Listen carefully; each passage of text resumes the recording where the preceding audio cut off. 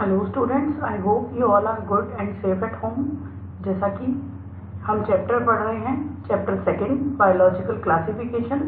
हमने कल जो है फर्स्ट जो है मोनेरा जो है फाइलम के बारे में पढ़ा था। मोनेरा फाइलम में हमने आर्की बैक्टीरिया जो उसकी क्लास है उसके बारे में पढ़ा था, जिसके हमने 3 टाइप्स पढ़े थे, एलोफिल्स, थर्मोएसिडोफिल्स और मेथेनोजेंस। आज हम यू बैक्टीरिया के बारे में पढ़ रहे हैं। Eubacteria, they are also called the true bacteria. जो ट्रू बैक्टीरिया होते हैं वो कौन से होते हैं? Eubacteria. They are prokaryotic. Prokaryotic का मीनिंग क्या होता है? प्रोकैरियोटिक का मीनिंग होता है कि उनके अंदर जो सेल, उनकी जो सेल है, सेल के अंदर न्यूक्लियस के आउटर साइड पे कोई न्यूक्लियर मेम्ब्रेन प्रेजेंट नहीं होती है, इसलिए उन्हें क्या कहा जाता है? Prokaryotic. They possesses a rigid cell wall made up of murine and peptidoglycan. उनमें एक हार्ड सेल वॉल प्रेजेंट होती है जो कि म्यूरिन या पेप्टिडोग्लाइकन कंपाउंड की बनी हुई होती है। A flagellum made up of single strand. एक सिंगल, जो भी बैक्टीरिया मोटाइल होते हैं यानी मूव कर सकते हैं एक प्लेस से दूसरी प्लेस पे, उनमें एक फ्लैजिला थ्रेड लाइक स्ट्रक्चर होती है। वो फ्लैजिला प्रेजेंट होती है मूवमेंट के लिए, और single strand, single thread like होती है। Basically they are unicellular. जितने भी बैक्टीरिया होते हैं, यू बैक्टीरिया, वो सारे बेसिकली क्या होते हैं? यूनिसेल्युलर। मीन्स उनकी जो बॉडी है वो सिर्फ किससे बनी हुई होती है? सिंगल सेल से। Well organised nucleus, Golgi body, mitochondria are absent. जैसा कि हम देख रहे हैं कि यूनिसेल्युलर ऑर्गेनिज्म है तो उनके अंदर वेल ऑर्गेनाइज्ड न्यूक्लियस, जिसका मीनिंग क्या होता है कि आउटर साइड पे न्यूक्लियर मेम्ब्रेन प्रेजेंट हो। तो क्योंकि ये प्रोकैरियोटिक है इसलिए इनमें वेल ऑर्गेनाइज्ड न्यूक्लियस नहीं होता, गोल्जी बॉडीज नहीं होती और माइटोकॉन्ड्रिया भी एब्सेंट होते हैं। Reproduction by binary fission. Reproduction किसके थ्रू होता है? बाइनरी फिजन के थ्रू। बाइनरी फिजन क्या होता है? एक सिंगल सेल अगर 2 इक्वल पार्ट्स में डिवाइड हो जाए और दोनों पार्ट्स मतलब दोनों जो पार्ट्स न्यू बने हैं वो न्यू इंडिविजुअल की तरह बिहेव करें, तो वो रिप्रोडक्शन क्या कहलाता है? Binary fission. They are smallest of all living organism with a cellular organisation. Bacteria क्या होते हैं? स्मॉलेस्ट होते हैं लिविंग ऑर्गेनिज्म में, और जिनका ऑर्गेनाइजेशन कैसा होता है? सेल्यूलर। ऑर्गेनाइजेशन का मीनिंग है कि उनकी बॉडी किससे बनी होती है, तो सेल्यूलर ऑर्गेनाइजेशन का मतलब सिर्फ सेल से बनी हुई होती है, सिंगल सेल्यूलर होती है। अब इसमें भी हमें टाइप्स पढ़ने हैं। सबसे पहले पढ़ रहे हैं हम autotrophic. These are able to synthesise their own food. वो बैक्टीरिया जो अपना फूड खुद प्रिपेयर करने में एबल होते हैं क्या कहलाते हैं? ऑटोट्रॉफिक। ये भी 2 टाइप्स के हैं, फोटो ऑटोट्रॉफ्स और chemo autotrophs. Photo autotrophs they prepare their own food by photosynthesis. Photo autotrophs वो बैक्टीरिया कहलाएंगे जो फोटोसिंथेसिस के थ्रू क्या बनाएंगे? Food.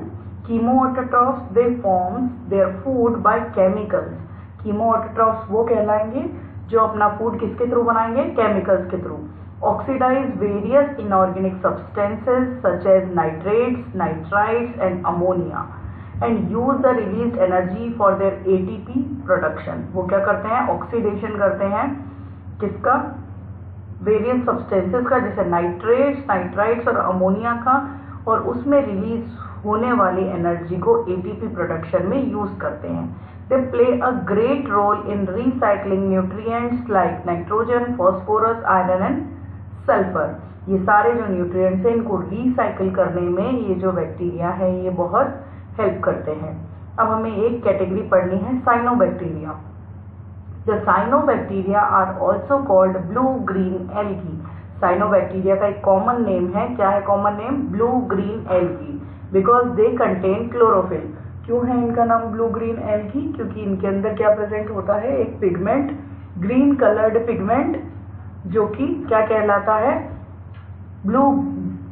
Green colour pigment present होता है, क्लोरोफिल। इसकी वजह से ये क्या कहलाते हैं? Blue green algae. The cyanobacteria can be unicellular और फिलामेंटस। साइनोबैक्टीरिया यूनिसेल्युलर भी हो सकते हैं और फिलामेंटस भी हो सकते हैं, यानी इनमें फिलामेंट्स प्रेजेंट होंगे। दे कैन लाइव सॉलिटरी और इन कॉलोनी। सॉलिटरी मीन सिंगल, यानी एक बैक्टीरिया भी सिंगल भी लाइव रह सकता है और कॉलोनीज यानी खूब सारे बैक्टीरिया एक साथ कॉलोनी बना के भी लाइव रह सकते हैं। The colony of cyanobacteria is usually surrounded by a gelatinous sheet. जो साइनोबैक्टीरिया की कॉलोनी होती है वो एक जिलेटिन से बने हुए शीट से कवर्ड होती है। Some of the cyanobacteria are capable of nitrogen fixation, example Nostoc and Anabaena. कुछ जो साइनोबैक्टीरिया है वो नाइट्रोजन फिक्सेशन कर सकते हैं। एग्जाम्पल में क्या है, नोस्टॉक और एनाबिना। ये बैक्टीरिया के नेम्स हैं जो क्या करते हैं, नाइट्रोजन फिक्सेशन। नाइट्रोजन फिक्सेशन क्या होता है कि एटमॉस्फेयर में प्रेजेंट नाइट्रोजन को नाइट्रेट और नाइट्राइट में चेंज कर देना ताकि उन्हें कोई भी ऑर्गेनिज्म या प्लांट इजीली एब्जॉर्ब कर सके।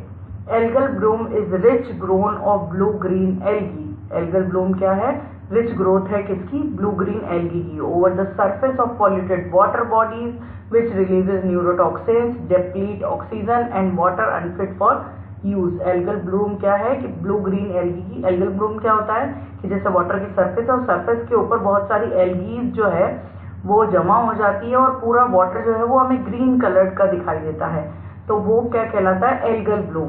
तो उस एल्गल ब्लूम की वजह से वाटर जो है वो पॉल्यूटेड हो जाता है क्योंकि वो एल्गल ब्लूम न्यूरोटॉक्सिन्स को रिलीज करते हैं। ऑक्सीजन डेफिशिएंसी हो जाती है उनकी वजह से, क्योंकि वो सारी एल्गीज वाटर में प्रेजेंट ऑक्सीजन को यूज कर लेते हैं और जितने भी प्लांट्स और एनिमल्स उस वाटर में हैं उनके लिए ऑक्सीजन की क्या हो जाती है, deficiency. And water unfit for use, और उनकी वजह से क्या हो जाता है, वाटर जो है वो अनफिट हो जाता है यूज के लिए, यानी हम उसे ड्रिंक नहीं कर सकते।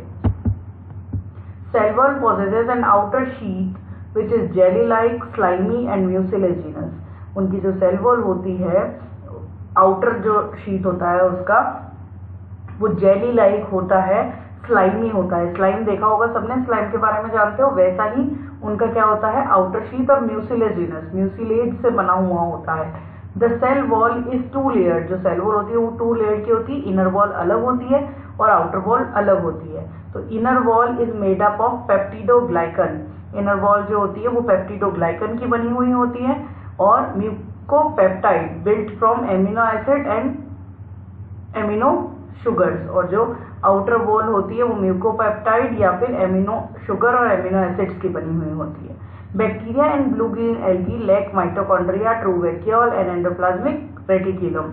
बैक्टीरिया और ब्लू ग्रीन एल्गी दोनों में ही माइटोकॉन्ड्रिया, ट्रू वैक्यूल और एंडोप्लाज्मिक रेटिकुलम नहीं होते। नेक्स्ट है हेटेरोट्रॉफिक बैक्टीरिया। पहले हमने पढ़े थे ऑटोट्रॉफिक बैक्टीरिया, अब हम पढ़ रहे हैं हेटेरोट्रॉफिक बैक्टीरिया जो कि अपना फूड खुद प्रिपेयर नहीं कर सकते। The most abundant in nature, ये बहुत मोस्ट अबंडेंट होते हैं नेचर में। Most of them are decomposers. इनमें सारे क्या होते हैं, mostly decomposers. They are helpful in making curd from milk. ये किस में हेल्पफुल होते हैं, मिल्क से कर्ड बनाने में। They are helpful in production of antibiotics.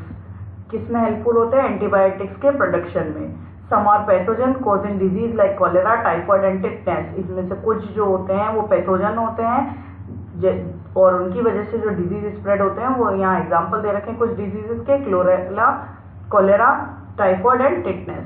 Bacteria reproduce mainly by fission. अभी हमने पहले भी पढ़ा था, बैक्टीरिया जो है वो फिजन के थ्रू रिप्रोड्यूस होते हैं। ऑल्सो प्रोड्यूस स्पोर्स इन अनफेवरेबल कंडीशन।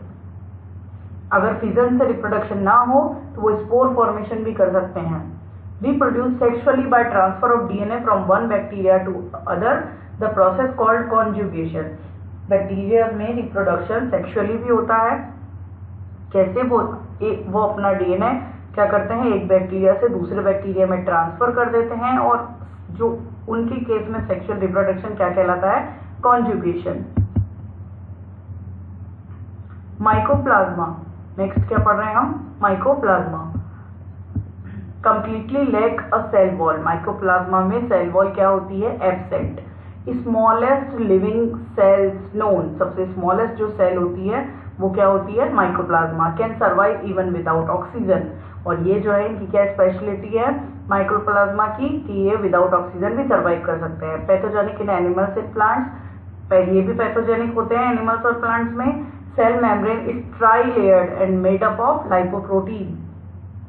इनकी जो सेल वॉल होती है वो ट्राई लेयर्ड होती है, यानी 3 लेयर्स से बनी हुई होती है और किससे कौन से कंपाउंड से बनी होती है? लाइपोप्रोटीन।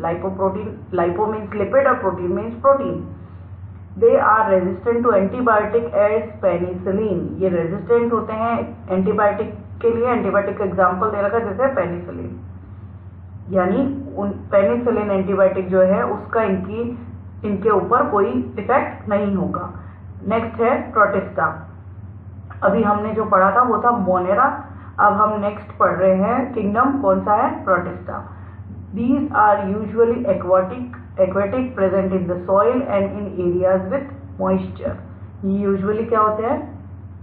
एक्वेटिक, सॉइल में प्रेजेंट होते हैं या फिर मॉइस्चर वाले एरियाज में प्रेजेंट होते हैं। Most protist species are unicellular organism. Protista भी सारे मोस्टली क्या होते हैं? यूनिसेल्युलर।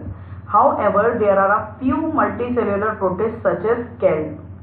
Kelp एक प्रोटिस्ट का नेम है ऑर्गेनिज्म का, वो कैसा होता है? Multicellular. Some species of kelp grow so large that they exceed over 100 feet in height. कुछ kelp की जो स्पीशीज हैं वो इतनी ज्यादा ग्रोथ कर लेती हैं कि 100 फीट से भी ज्यादा उनकी क्या होती है? Height. Just like any other eukaryotes, the cells of these species have a nucleus and membrane-bound organelles. बाकी यूकैरियोट्स की तरह इस स्पीशीज की भी क्या होती है? एक न्यूक्लियस होता है जिसमें मेम्ब्रेन बाउंड ऑर्गेनेल्स प्रेजेंट होते हैं। They may be autotrophic and heterotrophic in nature. कैसे होते हैं ये? या तो ऑटोट्रॉफिक भी हो सकते हैं या हिटरोट्रॉफिक भी हो सकते हैं। अभी मैंने आपको बताया था ऑटोट्रॉफिक और हिटरोट्रॉफिक का मतलब। ऑटोट्रॉफिक वो जो अपना फूड खुद प्रिपेयर करेंगे, हिटरोट्रॉफिक वो जो अपने फूड के लिए किसी दूसरे पे डिपेंड रहेंगे। An autotrophic organism can create their own food and survive. A heterotrophic organism, on the other hand, has to derive nutrition from other organisms such as plants and animals to survive. यानी autotrophic जो होंगे वो अपना food खुद से prepare कर लेंगे, लेकिन हेटेरोट्रॉफिक जो होंगे वो अपने फूड के लिए दूसरों पे डिपेंड करेंगे। Mixed symbiosis is observed in the members of this class. Symbiosis एक तरह का म्यूचुअल कॉन्टैक्ट बोल सकते हैं या म्यूचुअल एसोसिएशन टाइप का होता है, जिसमें कि जो दो मेंबर्स है वो साथ में रहते हैं और एक दूसरे को हेल्प करते हैं। For instance, kelp seaweed is a multicellular protist that provides others protection from predators amidst its thick kelp. In turn, the otters eat sea urchins that tend to feed on kelp. ये जो है otters और kelp ये आपस में symbiosis में रहते हैं। kelp क्या करता है? प्रोटेक्शन प्रोवाइड करवाता है, और जो अटर्स है वो क्या करेंगे? सी अर्चिन्स को ईट कर लेते हैं, क्योंकि सी अर्चिन्स जो है उनके लिए फूड क्या होता है? ये सीवीड या फिर kelp. Parasitism is also observed in protist. Species such as Trypanosoma protozoa can cause sleeping sickness in humans. Parasitism भी ये शो करते हैं प्रोटिस्टा के मेंबर्स, जैसे कि पैरासिटिज्म में किसका एग्जांपल दिया है? ट्रिपेनोसोमा का। ट्रिपेनोसोमा क्या करता है? ह्यूमंस में एक डिजीज डेवलप करता है, क्या होती है? Sleeping sickness. Protist exhibit locomotion through cilia and flagella. Protista के जो मेंबर्स हैं वो सीलिया और फ्लैजिला उनके अंदर प्रेजेंट होते हैं। ये दोनों ही थ्रेड लाइक स्ट्रक्चर हैं। तो सीलिया और इनका बेसिक स्ट्रक्चर भी लगभग सेम होता है। आगे हम पढ़ेंगे चैप्टर्स में इनका स्ट्रक्चर भी। सीलिया जो होते हैं वो बहुत ज्यादा मैक्सिमम अमाउंट में खूब सारे प्रेजेंट होते हैं, और फ्लैजिला जो प्रेजेंट होती है वो एक सिंगल प्रेजेंट होती है। सीलिया जो होते हैं वो स्मॉल होते हैं, खूब सारे होते हैं। फ्लैजिला एक सिंगल होती है और लॉन्ग होती है। A few organisms belonging to kingdom Protista have pseudopodia that help them to move. Pseudopodia के बारे में आपने अमीबा में भी पढ़ा होगा। ऐसे ही pseudopodia Protista ग्रुप के मेंबर्स में भी होते हैं, जो उन्हें किस में हेल्प करते हैं? मूव करने में। Protista reproduce by asexual bees. Protista group के जो मेंबर्स है सारे असेक्सुअल रिप्रोडक्शन करते हैं।